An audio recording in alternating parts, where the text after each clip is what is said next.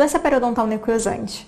A estomatite necrosante apresenta semelhanças com uma doença sistêmica chamada cancro oris, ou noma, que se caracteriza por destruição e necrose e causa óbito. Então, quando a gente tem um caso de doença de estomatite necrosante, a gente tem que prestar bastante atenção, porque pode ser um caso de noma e não apenas de uma estomatite necrosante. Normalmente, a doença periodontal necrosante é mais comum em indivíduo imunossuprimido, então ela ocorre com maior frequência em indivíduos HIV positivos, principalmente os indivíduos que já desenvolveram a síndrome, a AIDS, ou indivíduos que não estão fazendo uso das medicações antirretrovirais. Ela tem uma prevalência menor em países desenvolvidos, essas doenças normalmente que afetam mais pacientes imunodeprimidos ocorrem mais em países subdesenvolvidos.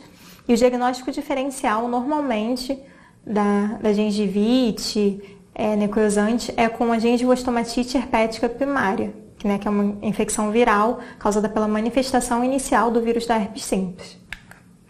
As características clínicas. Normalmente ocorre ulceração e necrose de papila, normalmente a área interdental é a primeira área afetada pela doença periodontal necrosante. Normalmente a papila tem uma necrose, fica com aspecto esbranquiçado e ocorre o aspecto de cratera. Por quê? Porque a necrose de papila faz com que a papila vestibular e lingual ou palatina se afaste e fica um buraco naquele meio. Existem dois componentes, o vestibular e o lingual com um buraco no meio, uma cratera. E ela sobe um pouquinho, a ponta da papila costuma ser perdida. Então fica um espaço interproximal vazio. Normalmente causa muita dor, presença de uma pseudomembrana de fibrina e tecido necrótico. A necrose faz com que se forme uma pseudomembrana com tecido necrótico branco esbranquiçada ao redor da gengiva. Então fica aquele tecido branco que, se a gente tenta tirar, tenta destacar, normalmente provoca dor e sangramento ao paciente.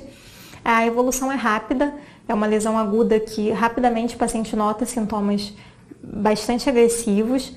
Normalmente tem sangramento, ela costuma iniciar na área interdental, então aquela papila que tem uma forma triangular, em dentes anteriores, ou a forma de Scott, um pouco mais achatada em dentes posteriores, fica bem mais volumosa, bem mais edematosa e normalmente tem um odor desagradável. Normalmente fede muito porque tem necrose.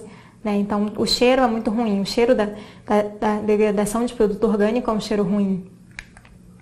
As características clínicas, então, são vistas as crateras interproximais pela degradação, necrose das papilas, formação de sequestro, que é quando o tecido ósseo é comprometido e aí ele fica exposto e pode ser perdido, ou o osso fica exposto numa camada tão fina que às vezes o dentista tem que tirar aquele tecido ósseo que está machucando o paciente. É um tecido ósseo também que já sofreu necrose, Aí no caso já é um caso de periodontite ulcerativa necrosante.